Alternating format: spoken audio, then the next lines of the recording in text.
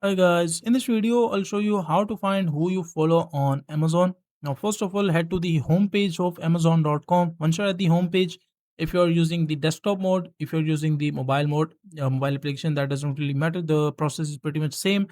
So just click on this account and list option from your mobile profile as well, and just go to the profile option which you will see. Just click on manage profiles. If you have multiple, just choose the profile that you want to open it and just click on view. And on the mobile, just go to the profile section, which is pretty easy for you.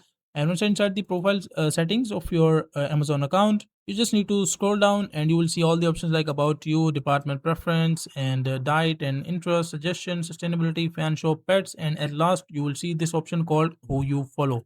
Now this is the basically an option. As you can see, authors, brands, and content creators you follow. You will see a list of all those that you follow inside this section. As you can see, this right now I'm only following one brand, which is Sunbeam. So if I click it, that is, as you can see, like it has been unfollowed. If I click on save, it will be unfollowed directly. So if I want to follow any other brand, let's say I want to search it, follow a brand, so that will be listed inside this section. So that is how simply you can check your the brands list or your follow list or who you follow on the Amazon.